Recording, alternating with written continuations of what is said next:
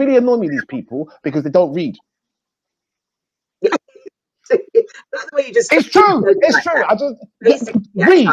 No, because they have so much to say, but they don't read about it. So how have you got something to say, but you don't want to read about it? Yeah, you've got to do your homework.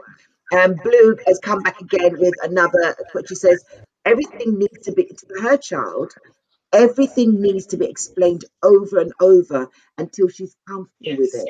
So yeah, I think Blue, as you can hear, I put your question out there, not question, you're telling us what's happening. Me personally, even though I don't, and Teanne has just nodded in full agreement.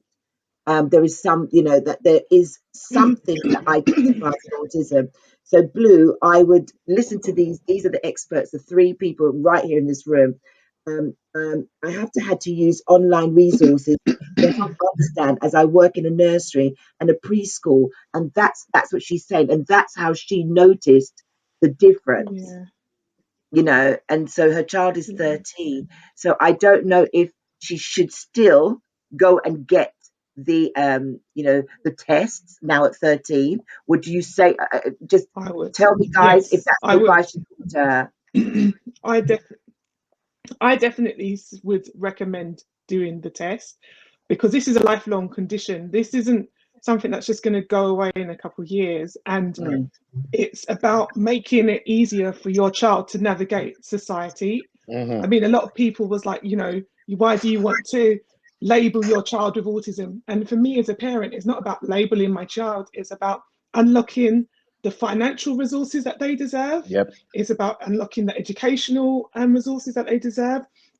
And also it's about, just being able to know that actually that is what challenges the child has, young person has, so you're able to better parent them. Like, if I didn't get that diagnosis, I don't think I would be able to prepare myself in a way to understand it, but also to put everything in place, because I'd be second guessing myself. Is it autism? Is it this? Is it that? And I think having something formally on paper, which actually gives schools, as your young person will be going to secondary school or in secondary school, it makes the school accountable. It makes colleges accountable.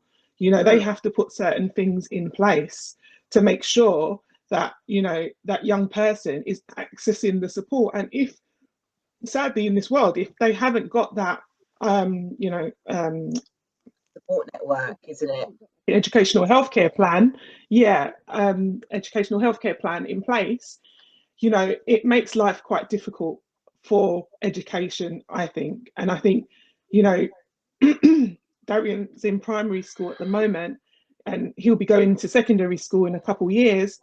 And, having that in place, gives me confidence that we'll be able to kind of hold the school accountable to wherever he goes, because it is a statutory document, the educational healthcare plan, and what you put in it, it is about, trying to make sure that the school is having those resources, because they get financial money from the government to support your child. So the school would be more inclined to support your child if they're getting the finances through. And that's just how it is, sadly. It's all about money. And obviously, once they have a formal diagnosis, you're able to access the disability living allowance. Now, for me, it wasn't about, oh, we're going to get this money in for Darren. It was about, okay, how can we use this to support him? So shall we give him extra speech and language classes? He loves to play the trombone. Shall we get him a professional tutor? It's using that money to enrich his life and enrich his, learning as well. So I think, it might be a long battle to get it, and I'm not saying it's easy. I mean, we had 8 when Darian started primary school. We had 8 schools say no to Darian in terms of they couldn't take him in. Oh, wow. No, 8 schools, 8 local schools, to get him into the school that we wanted to go to. And I had to go. It makes me so angry. We had to constantly fight. Yeah, we had to fight. And he goes to a mainstream school, but it's got an ASD provision. And there are a lot of schools that have ASD resource provision. And I would say they are really good, because the ASD resource provisions there to support the child in the mainstream setting, and when things are getting a bit too much for the child, then they can go out to the resource provision, and that's worked for us. And we're looking at secondary schools that have that similar kind of thing. But he wouldn't be able to go to get a place in a lot of the secondary schools if he didn't have that educational healthcare plan in place to say that he has got a registered disability. I rarely use the word disability. No, I don't, because I rarely use it, but only when I need to use it on paperwork. It's just about playing the game to make sure that your child gets the support they need. It's exhausting, I'm not gonna lie, but you have to have. Yeah, we had 8 schools say they didn't have the resources in place for him. And he had a plan, remember, as well. But in the end, we fought hard, and we got our number 1 preferred school in the end. But that was a long battle with the local authority, going back and forth and saying, we had to go to a thing called a panel, where you have to literally go up in front of a few people and almost kind of, it's like talk about why you want your child to go to this certain school. And it's like, why do we have to do that? But again, it's part of the system. Yeah. It's like you have to jump through hoops. You're jumping through hoops for your child so that they can follow that health plan. That is absolutely crackers. And what I am learning from all of you today is this. Especially, from Blue, yourself, and there's a lot of tears and sad faces in one of the other chat rooms. But what I'm learning, and Lou, I wish I was able to have got you onto the show today, because Louise is absolutely saying that, her son got kicked out of school only purely because they just did not realize he had autism. Do you know what I mean? She's had to endure where nobody understood him. Nobody could get it. So as soon as he was acting up, he was thrown out of school. And then he, when he's acting up again, he gets arrested. At 13, he's already been arrested, and nobody has worked out that he has autism. And he's been, and Louise, I hope you don't mind me saying this, because you've been saying it in the story, in the chat rooms, in and out of jails. It's only as he's got, I've heard Louise say, "Oh, Josh again," and sometimes I genuinely kept feeling sorry for her. As a mother, she is stuck by him, and I'm really glad that she didn't give up on him. And at 24, you're now finding out what is really wrong with your son. But he's had to endure jail upon jail time, upon being in the wrong crowd, just being with people that he's probably not done anything wrong, but just being with certain people has tagged him. And so he's just been forgotten. Yeah. This is why diagnosis is so important. Isn't it the thing that, like, even if you go back years and years and years, or not so many years, autism wasn't identified as being nothing else but naughty behavior. Kids not doing what they were told. It's only more recently that this has come to the forefront, and that authorities and health authorities are taking more of an interest in all of this, because you talk to older people, like me as a grandparent. I talk to older people, and they say, "Oh, do you know what? I actually think that quite possibly my brother had autism, because he was just always classed as naughty, kicked out of school." And it's, like I say, only just more in the recent years, it's actually become, this is what a person is suffering from, or this is what a person is developing with, and this is how we need to support them, rather than just throwing them by the wayside. And they're naughty, they won't behave, they won't conform, that they just want to do what they want to do. That I think that's, it's more people are being identified as having wherever they are on the spectrum. But before, because of this ignorance on it, which is really what it is, you were just kind of thrown by the wayside, and nothing was kind of, oh, he's just naughty. There's nothing you can do about it. Yeah, I totally agree with you there. I think we've got a long way to go. Honestly, I really do. I think we've got miles to go. Yes, I'm so glad that we're having this conversation, because people tend to think that, oh, this month is Autism Month. Last month it was, International Women's Day, or blah, blah, blah. And so they're only going to speak about that subject for that month, and then you're forgotten. And I think that is just absolute tosh. It is tripe. It is something that needs to be made aware out there. And, Marcel, that I'm not going to just jump on a subject for the sake of the subject. I believe that people need to stop. It's like glorifying mental health. Everybody all of a sudden is glorifying, oh, we've got mental health. And that's the issue. And no one's addressing that trauma brings mental health, which now is what this is what I'm going to come into right here and now. We've spoken. I want to know from all three of you separately, what is the beauty of having a child with autism? I have to ask that question, because I'm sorry, it is not a stigma, and I said this from the outset. It's not a stigma. Let me know the beauty of having a child with autism, please. Sorry, Valerie, just to be controversial. Go for it. I have a little bit of I love that. Sorry.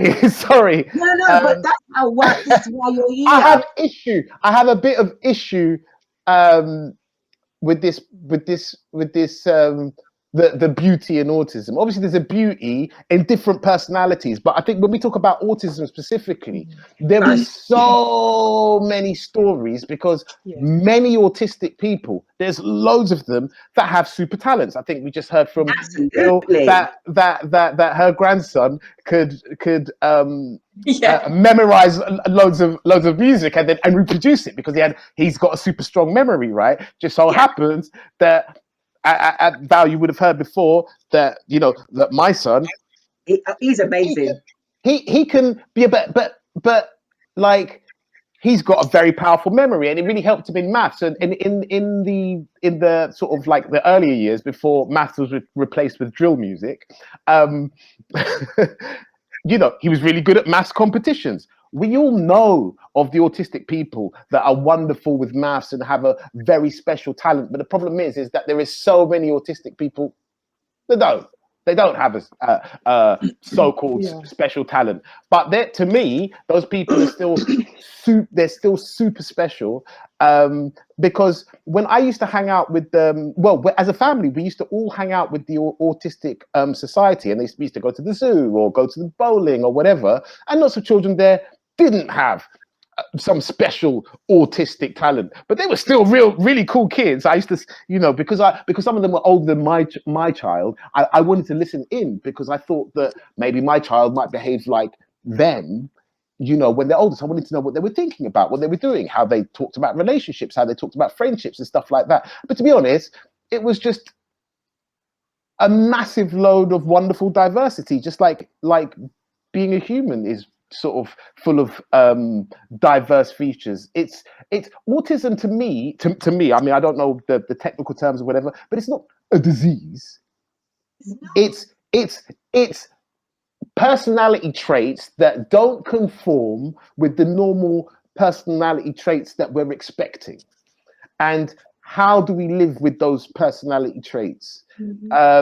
And we should be looking at at just all children, whatever disability, what whether it's autism or Down syndrome or whatever. We're so separated. The one thing I really liked about autism, because now, unfortunately, we just because the kids are doing so much more different things in what is described as normal society, like playing football 4 or 5 times a week or something like that, we don't hang out with all the other autistic children like we did before. But one of the things that I really enjoyed about it was being a part of the other part of society, because we're separated. We're separated from old people. We're separated from the disabled. We're separated from deaf people and blind people. We're not all, we're sort of like herding into our little streams of people. But actually, the real beauty in being a human is hanging out with all the humans who have the different spectrums. I'm sure that was a very long, weird diatribe, but in there somewhere was something worth listening to, perhaps. Do you know what I mean? I'm sorry he did that. I want to hear, Teanne, what's the beauty for you? What's the beauty? Me, yeah. I guess the beauty for me is that oh, sorry. Yeah. No, go on, you go. I'll wait. Yeah. Delay on my side, so yeah, no, go ahead. I think it's just because I look at him like he's unique. To me, he's unique. He's different to what my two children were, but not in a bad way. He's got so much there that you can build on, you can support, and isn't a life just about being it's your individuality anyway. Wouldn't anybody want to be not herded into a group? They would want to be their own individual person. So I think that a lot of this is respecting what those people or children or whoever it is, respecting their art, their uniqueness, their individuality, which is what we would ask from anybody, to be quite honest. Yeah, I totally, and you mirror exactly what Marcel was saying. Teanne, what the beauty? Tell me what's the beauty. I've got one more question to ask everyone before we bow out. I think the beauty of it is that I think the beauty of it is that he sees the world differently. And I'm going to quote Dr. Temple Grandin's, an author that I read quite a lot of her books. And, you know, she says that the world needs to have all different kinds of minds in it. And I really, you know, think that's quite profound. She's an autistic, phenomenal woman, Dr. Temple Grandin. And, you know, when I read that quote, I just thought, you know what? Yeah, like how boring would it be if we all saw the things the same way, if we all thought the same way? Like Darian, like when he says like certain things, like every day I'm kind of surprised by it because I didn't see it. I'm like, oh, like, you know, and I think that's a really good thing, like in terms of, you know, innovation, in terms of creativity, like that is, I think, a skill that, and something that, you know, I think is a wonderful thing. And, you know, it could be just, you know, part of Darian, or it could be part of his autism. But for me, sometimes I don't know where the autism ends or where Darian begins. It's just Darian. And that's the thing. It's like, especially when, you know, you're disciplining them, you're like, oh, is that just because Darian as a child, or, you know, a normal child doing something wrong, or is that because it's, you know, the autism that's enabling? And for me, I've just stopped doing that. It's just like, this is Darian, and, you know, there's things that he always surprises us with, and stuff that he spots that we just didn't spot. And I think that is just like a real profound thing, and it's something that we're trying to nurture in him as well, like, because he's starting to realize that he's different at school. You know, he's starting to understand that he is slightly different, like he doesn't read at the different reading space.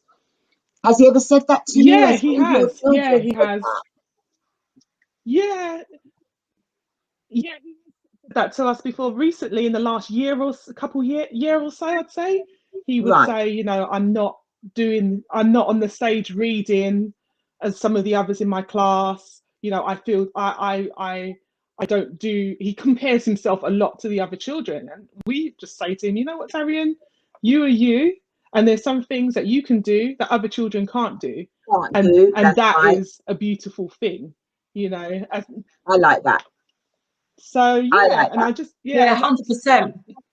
What we try and kind of infuse in him, the positivity, and looking at the things that he can do well, and stuff that he does. He actually personally likes doing, like Lego and maths and those kind of things, and be like, like this is the things that you can excel at, and building the confidence in him that way. So that's what I would say. Final thing I want to say to you guys, because everyone is saying, Trinity is saying, I think she may have had autism herself. She says, thank you all. Even at the age of 40, I'm still learning about myself from other people. And so she's really grateful for this conversation today.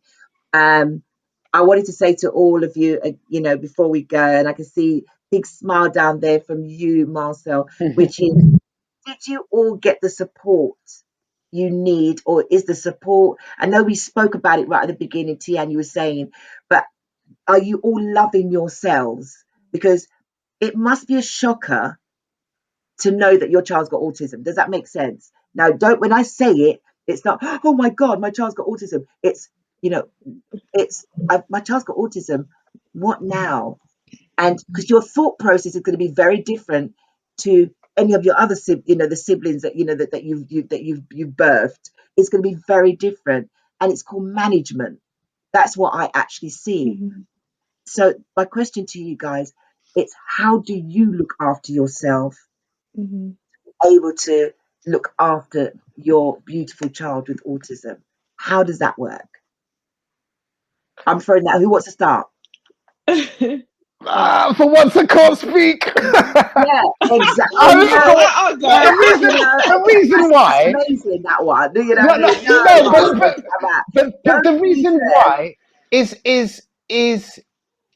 they come to you and they tell you some stuff like your child would not have friends, or something that you perceive as being said like that, or whatever. Oh, your child is autistic, and you think of Rain Man, and all of a sudden you're thinking of having quite a challenge ahead of you, but you don't have time to think about how do I love myself or something like that. You don't have time. Your phone is going to be full of all these websites to do with autism. You're going to be reading, like an autistic person. You're going to be super into it, right?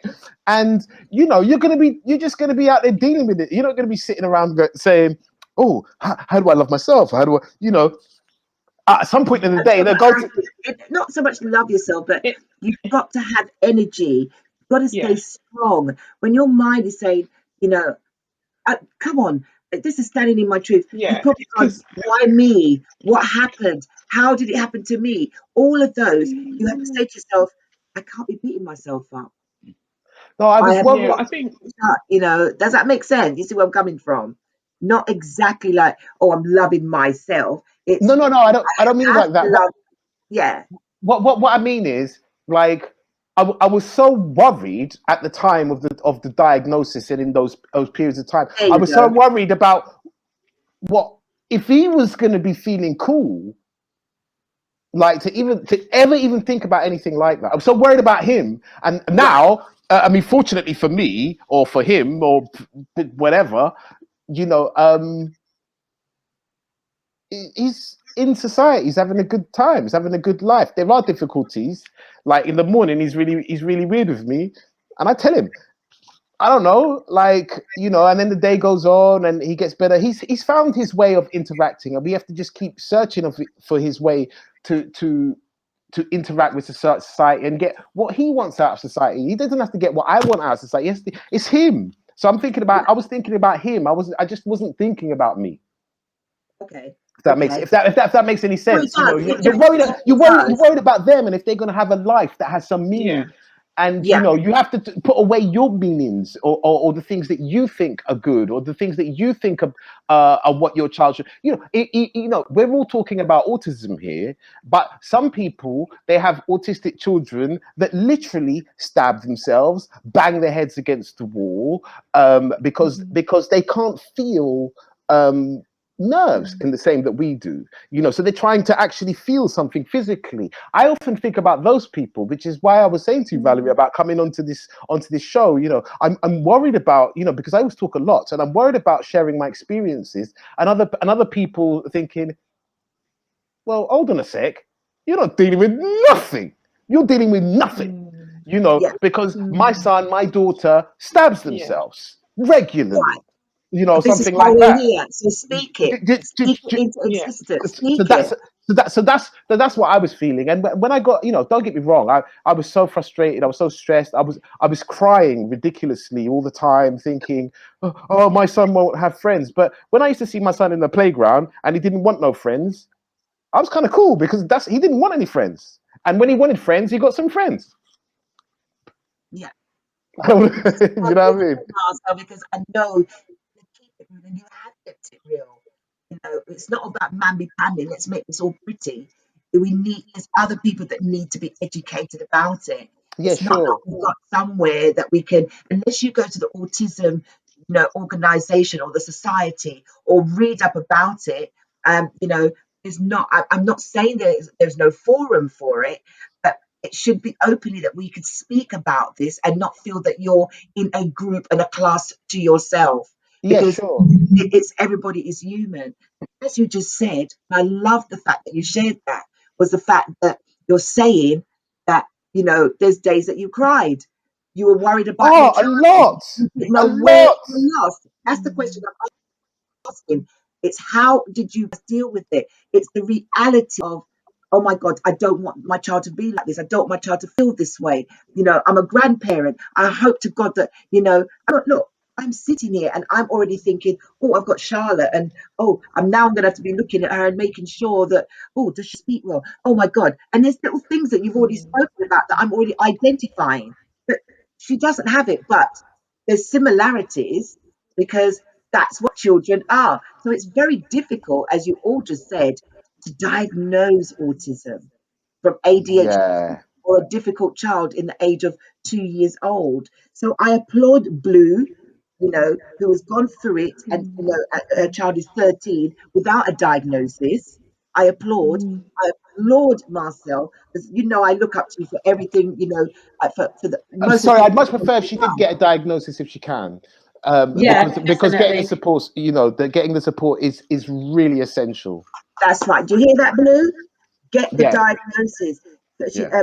she said another. I'll come back to the other question that before we get out of here. So that's why I was saying, you know, how did you all feel? So I'm going to leave that last question just quickly from Gill. How are you? You know, what is it? How you felt? You're the grandmother. Give it to me from your point of view. So I was more concerned. Obviously, this happened a long time before lockdown. I was noticing that he wasn't communicating, and I was very aware that going to my daughter, and which I wouldn't have done, but putting that in her path and saying, I think there's something wrong with your son, blah, blah, blah. So I talked to my son about it, and we were looking at ways how we could approach my daughter and her husband without upsetting them, because it's really difficult. You don't want to be an overbearing grandparent. You don't want to come over as taking charge. You don't want to come over as knowing it all, because you certainly don't. But you just want to support, and you just want everything to be okay. But if it isn't, you want to be there for them. And I remember one issue, the way I thought I could get round it was to say to my daughter, um, when you had your last health check, they didn't check his hearing. Maybe it could be a possibility that there could be something wrong with his hearing, and that's why he isn't speaking. And to be fair, my son-in-law yelled in my face, there is nothing wrong with him, blah, blah, blah, blah. And I got the 3rd degree from my son-in-law, and I get on really well with him. But I think it was just that situation where there's nothing wrong with my child. There can't be anything wrong with my child. It was really difficult for me to take, because I wasn't being a know-it-all. I just wanted to support. And from there, you know, the episode with the nursery nurse teacher, I think that was a really bad approach on her behalf. But maybe it was the jolt that was needed, because since then, it's been fast forward with there needs to be something in place. There is a reason why he's not communicating, and it's snowballed. And as I say, he's going to mainstream school in September with the support that he needs. But I just, from my point of view, I don't interfere. I'm there if I'm needed. If I look after him, I do it to the very best of my ability, which I'm sure every grandparent would do.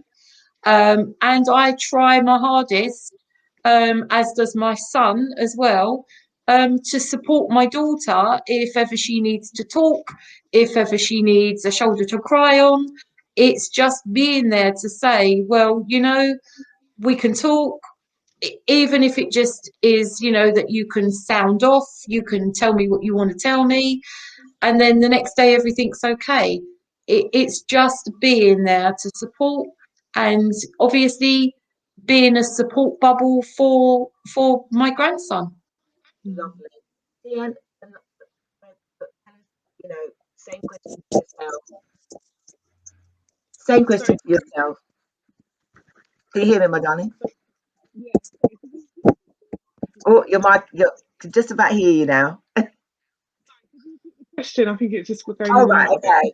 I was saying to you, you know, when you get that diagnosis, that remember we were talking about the beauty, yeah. So I guess for me personally, I kind of went into kind of fighting mode. Like I knew this was going to be a battle, like being a parent with a special needs child.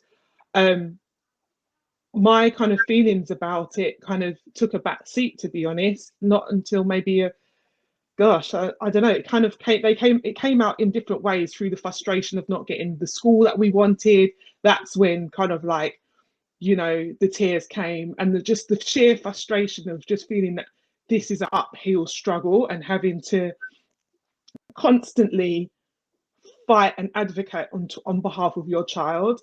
I think when the diagnosis was given, like for me and my husband, it was like, well, yeah, we kind of knew that already. We kind of accepted that. And I think a big part of it is having that acceptance. And I think some parents do find that difficult, that part of accepting that your child has different needs to others.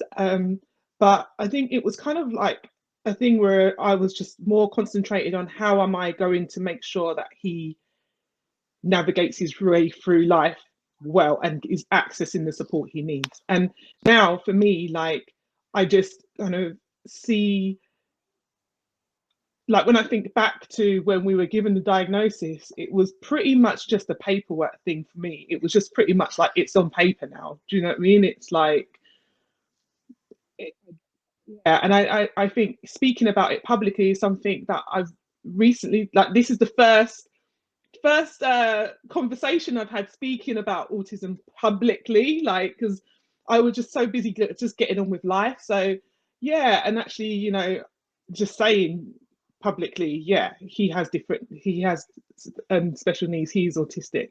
It's something that recently, like with you know, I've done personally, but you know, I just kind of see him as his own person, and I just kind of feel like he has so much to give, and it's just about how we can just unlock that potential. Like he is a great kid, and then that's what kind of keeps me going, really. It's just like, you know, how can we unlock his potential? I just think it's beautiful. To everybody that I'm just going to say, because I remember Marcel said he had to go in an hour, and I'm so glad he stuck it out to the bitter end. I am. I was just going to that. It's because do you know what? I do really genuinely have to go. No, I'm finishing now, so I'm just saying I'm so glad, really, that all three of you sharing your feelings, what you've been, you know, when I say been through, what you've gone through to embrace what is, you know, what autism really is. It's about understanding is what I'm taking away from today.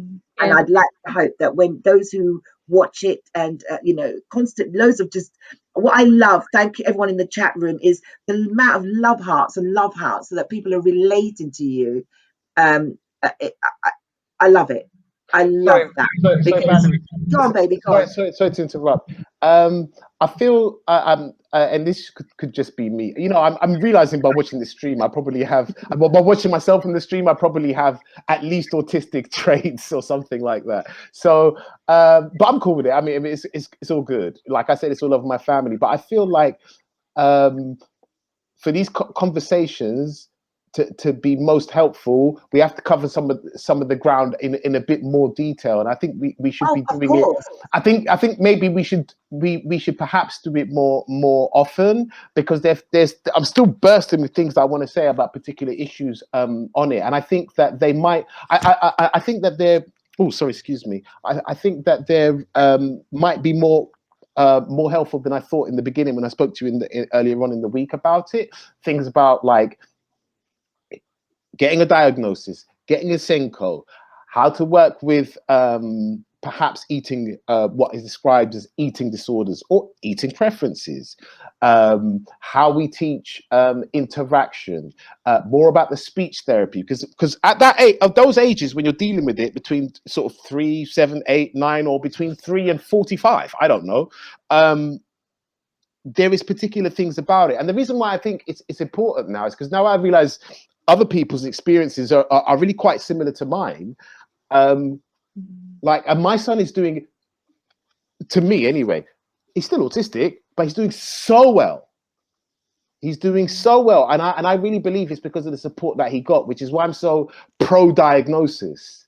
And I'm not saying everybody's son can do what Javi does. They're going to be doing their own thing, and they're going to be reaching their own milestones. They're going to be reaching, you know, their own potentials, you know. But now that I'm thinking about it, I mean, I'm starting to think that with the right interventions, which is what I really want to fight for. With the right interventions, other people's children will be doing better. I don't like to hear about the stories of people going to jail or you know, my nephew. This is something I wanted to say earlier. I didn't get a chance. My nephew has been kicked out of 2 schools.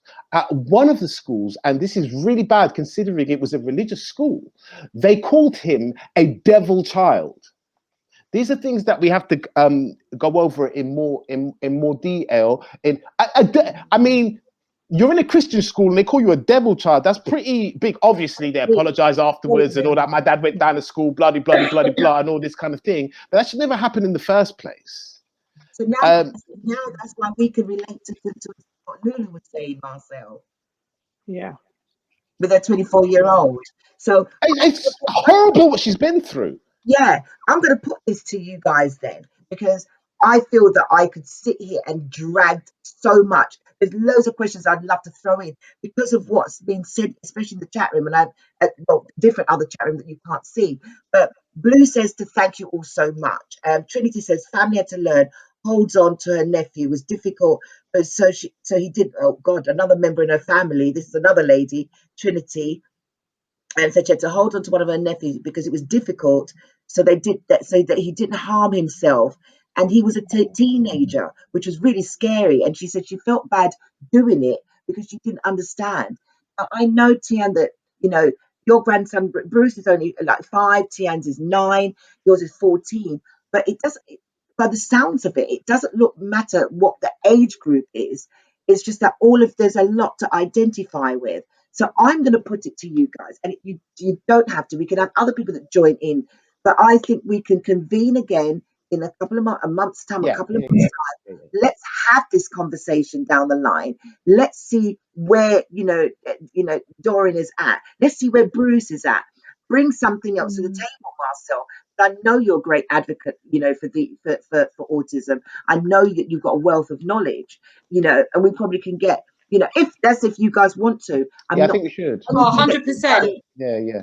You know, I will do the same thing again. I'll put the invitation out. I'll bring Lulu on. I'll actually try to bring you on if possible as well. Yeah. And we make it a forum. So it's a safe place for everyone to talk. And the more knowledge is shared, the more understanding you're going to have as your children grow up. That I am putting that to you. I'm not forcing you. Oh my God, I really feel emotional about it. I've loved this show.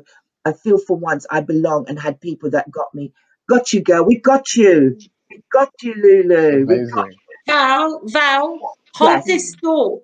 Maybe when I cross the finishing line of the marathon for autism What in day? October, Whoa. maybe Oh we should all have a group hug at the end. Yeah, we should. We're We in it. should. Can you tell before we go? I know we've got to get out of here. So please, Jill, can you let people know what you're doing in October? I knew there was something that was missing. Yeah, I signed up for the National Autistic Society a couple of years ago just to get more of a knowledge of autism. And there was a thing about the London Marathon. So I wrote about me and my grandson Bruce and the relationship I had with him. And I got offered to run in the London Marathon in October to raise money for autism. So, Wow. guys, if we keep this forum going, I might meet you someday. Yeah, Amazing. Amazing. We as need I to said, sponsor you. yeah, and listen, that's another thing we're going to hold each other to. As I said, I am totally up for it. And you've got to remember again, we're all coming out of lockdown. At the moment, everyone feels so comfortable in their home. We're all going to want to go off and do different things. For me, my platform is always going to be there. My platform is always going to be there. This wasn't just done because we're in lockdown. It's something that I constantly bring different voices to the table. So I will hold you to this. So if it's about getting your schedules together. A couple of months start. If we do this, say end of May, we'll come back, or just come into June, summer. We actually could do it there. I don't know where everyone's dynamics, and I'm not sure. Jill, you're not in London, are you? No, but you could contact me. You've got my contact details. I'm Yeah, up for because this. I'm thinking that because I know you do come up to London. Maybe Yeah, we I could do do. it the day that when you do come up to London, we Yeah, run the forum where we're all in the same room together. Because by then do you know what I'm saying? 'Cause I've got a yeah. nice safe space where we could actually be all in the room together. It's absolutely being filmed. It will go live, and then you've got the different dynamics, if that makes Yeah, sense. If cool. Marcel's up for it, if Yeah. Jill's up for Yeah, it, and definitely. and we can definitely get Lulu in, and probably if Trinity wants to come to London. But there's a few people absolutely Oh, just going on off in the chat rooms. So we will come back together. This is the team at the moment, and we can have any extra addition. So I'm going to hold you guys to it. But whilst I'm here, before we get off air, I just want to bow down to you all. Val is bowing, saying I'm so not worthy. Today has been tremendous learning France. curve. Go on, babe. What you going to say, my darling? Ross, can you hear me? Oh God, please don't tell me you've gone. Well, Val, I I'm going just want to say thanks for putting it together. to. It's absolutely my pleasure. It's been Absolutely. amazing. Well, thank you, Tia, because I know you were all a bit nervous about it. So thank you so much. Maybe, yeah. Hopefully, this is the start of something new. Let's, Louise, you're absolutely. Thank you, Val, and thank you, guests. Yes. Anything you want to say to the group? Please tell everyone in the chat rooms good night. God bless them. Go ahead, guys. Just give a parting word on my behalf. Thank you. Good night and stay strong because you can do it. Teanne? Just thank you so much for tuning in, and just remember, these amazing children, they're different, but they're not less. So different, not less. Love that. Oh, I've lost my Marcel. I'm going to have to call him back when the show is over. Ladies, stay strong. As all said, please give your wonderful grandchild and your son big hugs to Valerie, Auntie Val. I'm now Auntie Val. Well, I was always Auntie Val, actually. Big loves and hugs. I'm really, really sorry. Well, the Wi-Fi cut out and it's not on my room. No, Marcel, don't you worry. I'll be calling you in a hot second. Thank you guys again. Bless you all. Take care, and I'll speak to you on the flip side. Good night. God bless. Oh, well. Let's see where we're at. Here we go. Thank you, everybody. Thank you so much for tuning in. it's not the end. It's not the end of living with autism. I'm going to go and have myself a juice to try and lose the couple of pounds of weight that I seem to have gathered over the last month, so that I can get out of lockdown and feel good about myself. I hope you're going to do the same too. What was I going to say to you now? Well, we're out of here. Tune in tomorrow night. I've got the American comedian, would you believe it, Trav Q. He's absolutely flipping hilarious. No, Debbie, thank you. Thank you to everyone's input in the chat room. Everyone, total love coming at you. This is going to be held again in a couple of months. We will let you know beforehand, so you can tell other people to come and join in. We'll put we'll try. Here's Marcel. Marcel, okay, I had a router issue. I did text you, sorry. That's okay, my darling. Please, can you give a parting word? We've got 3 minutes. Take us out of here. I don't know what to say. I mean, I think I'm just going to reiterate that it's important to get diagnosis. I mean, from my own anecdotal evidence, I would say it's important that you're not thinking about what you want for your child. You're kind of more thinking about what's good for your child or what your child wants. Like I heard a lot of stories about people with sort of perhaps what we might describe as language disorders. Having had language disorders, we had loads and loads and loads of language therapy, and now he speaks completely and utterly normally. I don't know what I think again. What the other guest was saying was about what's autism and what's just their personality. That's a really, that's a thing that we really need to understand. I honestly don't know what to say as a sort of like a parting thing, but definitely we need to, I think we should have the stream again and bring other people on as well, because it's a spectrum, and so people's experiences are different. But I think if we could help navigate some of those experiences, it would sort of like maximize the potential of this discussion. It was a wonderful show, I swear to God. It was just great to have you and Teanne and Gill, and I'm glad that you were able to say yes, let's do this again. I think we should. I think it's important to do it again. We'll do that. What we'll do is I'll coordinate with Gill so that we have her in London, and we'll have it from a live studio as opposed to separate, just to give a different edge to it. And with a phone in. So I've got, I'll get that set up. We'll get the next date, get it out, and have everyone back. I mean, I don't know how you feel about it. But if we do it as a sort of more continual thing, I don't know how you'd feel about. Oh, I'm down with it. The platform is there. But perhaps we should have, like, Javi knows what it's like to be autistic. He's autistic and he can articulate himself well. Maybe would you be happy if you brought him on? If he was happy, I haven't put it to him, but if he's happy with it, he might not be happy with it. He might just want to play FIFA and carry on drilling. They ute them, innit? You know what I mean? Like it is what it is. But if he wants to articulate himself, that might be beneficial. Okay. We're still live.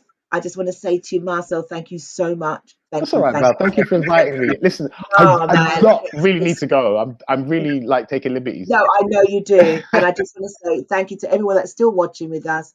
Good night and God bless them. Marcel, I catch you on the flip side. It's been a wonderful show. The energy has been amazing tonight. Oh, perfect. Excellent. Well, thank you for inviting me. And if anything that was said was helpful, then that's just a wonderful thing. Unfortunately, we had so many people in tears after this. I've had texts already saying, "Oh my God, this was very emotional." So it wasn't down to me; it was down to the wonderful people that joined us today with yourself, Teanne, and Gill. So brilliant, amazing. We'll make that continue. Amazing. Excellent. Well, listen, I've